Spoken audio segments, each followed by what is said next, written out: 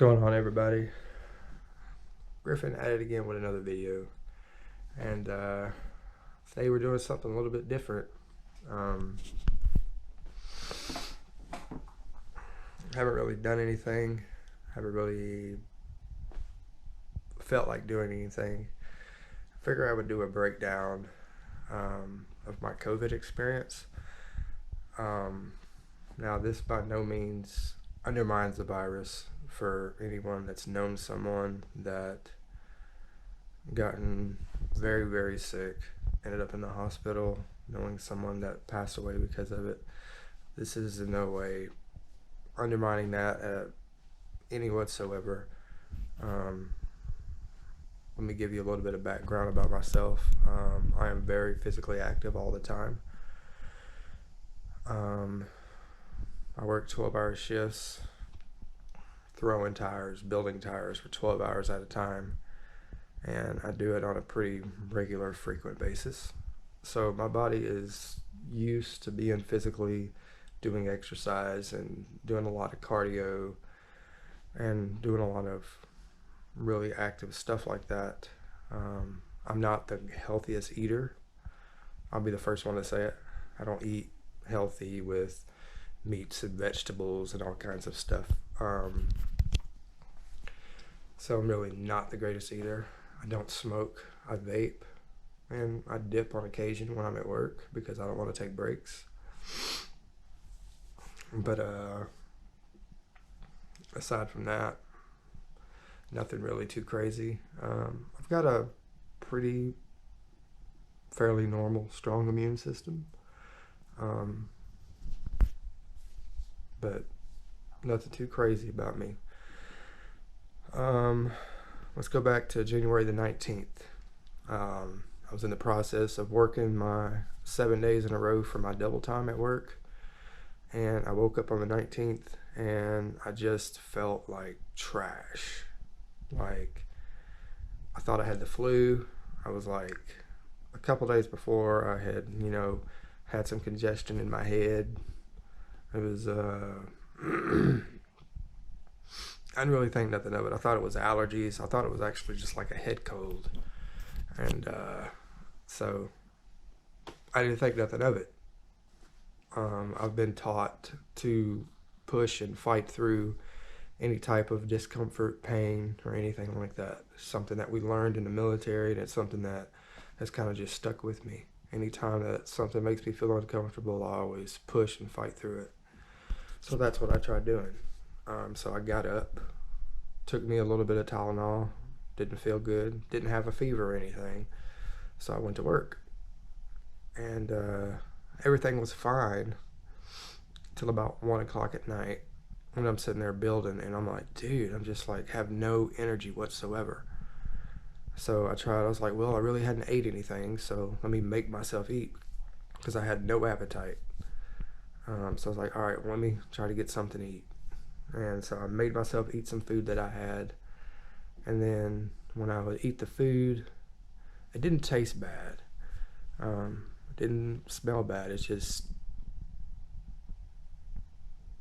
I wasn't hungry, so I just assumed that the food, wasn't as appetizing as if I was worked up a good appetite. But again, I didn't think nothing of it. But then about 4 or 5 o'clock, I couldn't do anything. Every time I would try to move and build, I would just get completely exhausted. Not short of breath, but just really, really exhausted.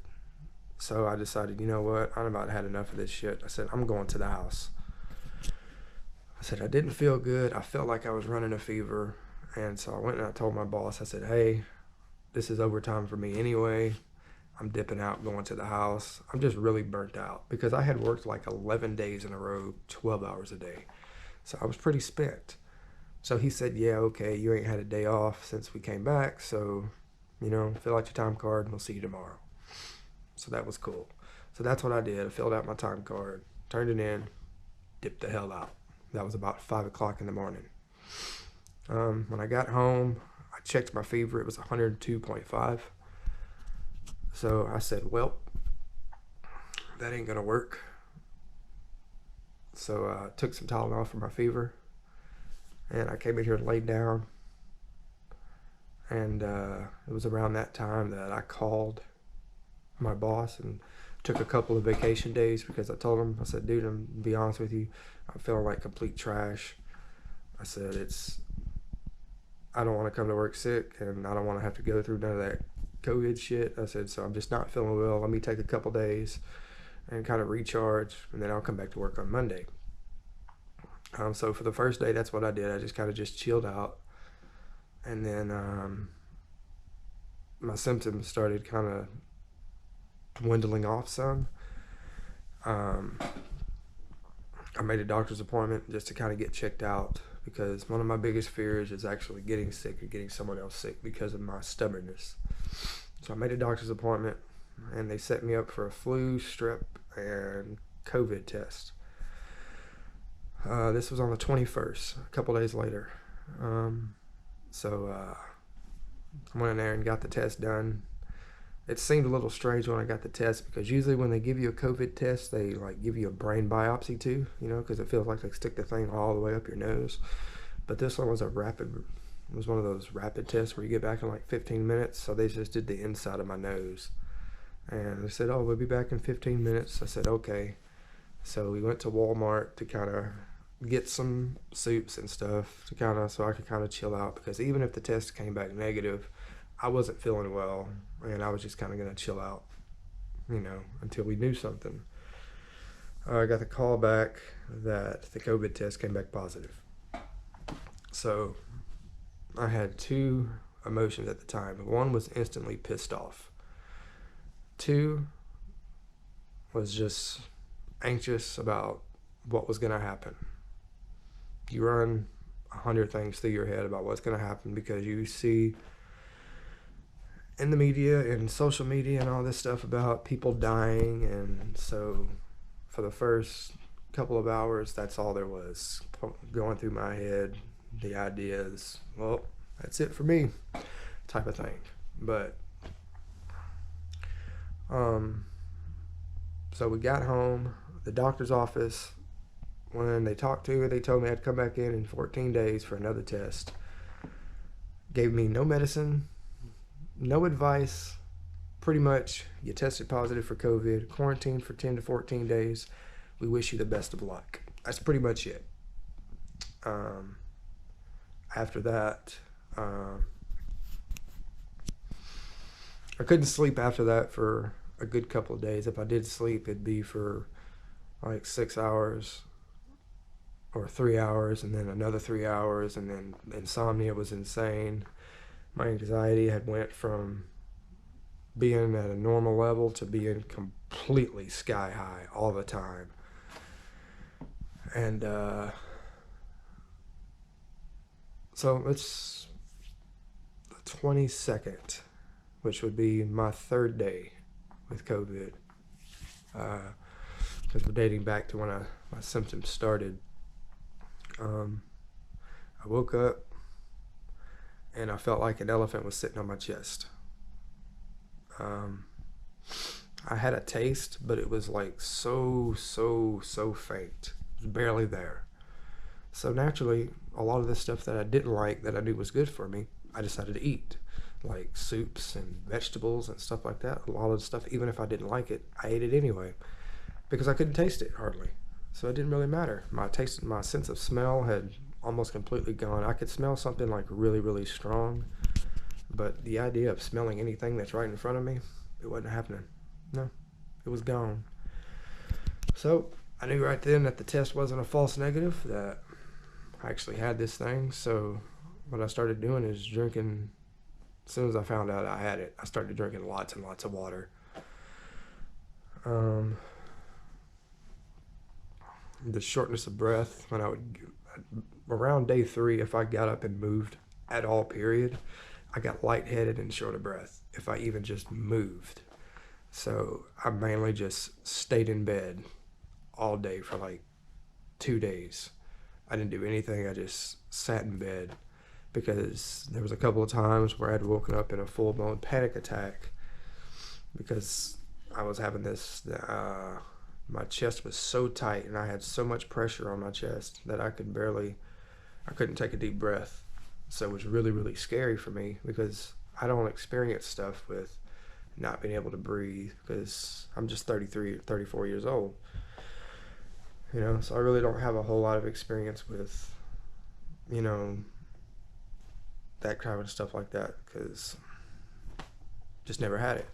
So I told my mom and I told my sister, who's a medic, and she told me, why don't you go to the emergency room and kind of just get checked out.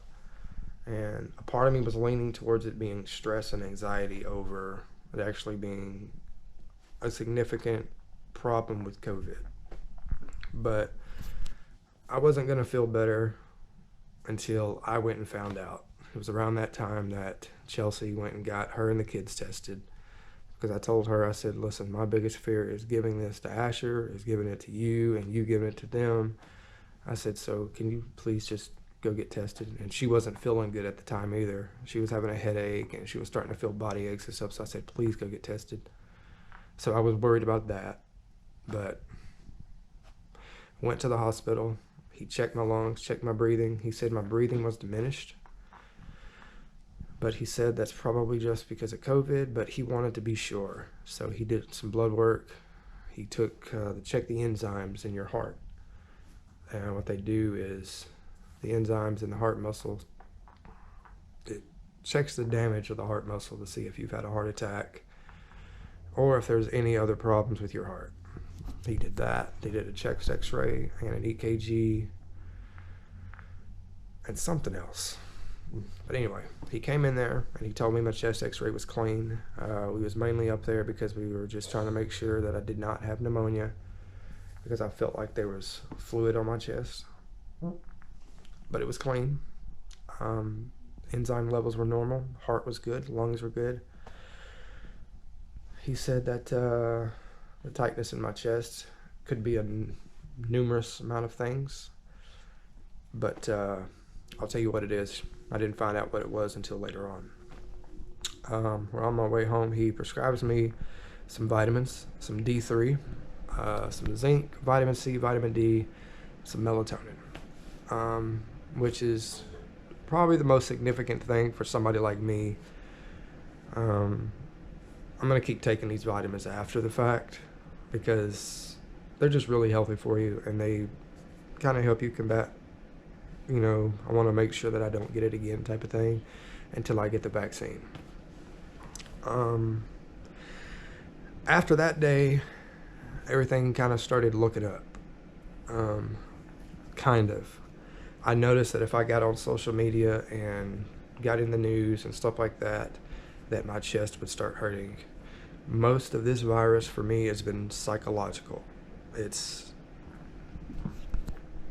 rough. The physical symptoms that I've had, day 5, I woke up and I took a drink of apple juice and it was the strongest apple juice I'd ever had in the world and it tasted like apple juice.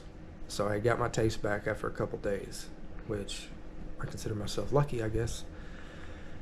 My smell came back that day too. So naturally I started eating everything in sight. I started eating like normal again. But if I got up and moved around too much, I'd start getting short of breath. In the mornings when I first wake up, it's usually when the short of breath is pretty much at its worst because I'm laying down sleeping and so I'm kind of just chill and relaxed. And then I wake up and start moving around. I get short of breath for a little bit, for maybe an hour or so. And then the chest pain kind of just goes away. One of the most annoying things about having this virus was the temperature control. I haven't had a fever since the first day, but my fever has dropped to like 96.1, 96.6. My normal temperature runs between 98.6 and 98.9. So having it drop 2 degrees and not being able to keep my body warm is just extremely annoying. They tell me that, you know, you got to be able to have your temperature control for 72 hours without any assistance from Tylenol and ibuprofen and stuff like that. That's all cool, fine and dandy. I'm all for that, but my temperature, I've had more of a struggle of keeping my temperature close to normal as I possibly can than keeping it away from a fever. Yesterday we thought I was getting a fever because it started going up past like 98.7, 98.9.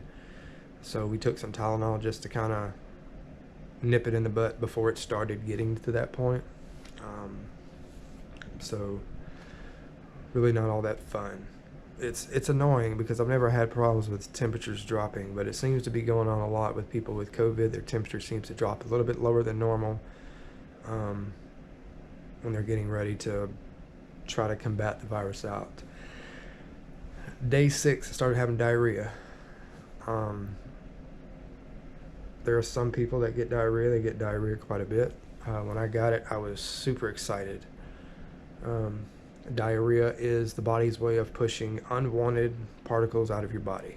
So if you've ever gotten a stomach virus, and I'm sure everyone's had one, if you've ever gotten a stomach virus, then stomach virus is when you start having diarrhea, it's your body's way of trying to push the stomach virus out of your body. It's the quickest and most efficient way for it to happen. So when I got diarrhea, I started getting really excited because I said my body's fighting the virus, it's not sticking around, so it's pushing it out. So I've only had that diarrhea that one day, but man, the gas pain from start to finish has been completely overwhelming because I call it the COVID farts, man. COVID farts are the worst. I ran my girl out of the freaking living room. It's great. I've been quarantining, but she can still hear it from Narnia, so it's great. And the gas pain sometimes would go from my stomach into my chest. Everyone thinks, oh, I'm having a hard time breathing, it's shortness of breath, but a lot of time if I would make myself burp, I would feel a lot better. Because sometimes I'd catch myself breathing in with my mouth and breathing out with my nose when it should be the other way around. And a lot of times when you do that, the doctor told me that I would inhale that air and it would kind of just stay there. And so it would sit there for about 5 or 10 minutes, and then after it sits there, it kind of puts a little bit of pressure on your chest. And then when I start burping and get the air out, then it goes away. So a lot of the gas and air that gets trapped in your chest because you're trying to breathe fast. Say bye-bye. Say bye-bye. Bye. Bye. All right.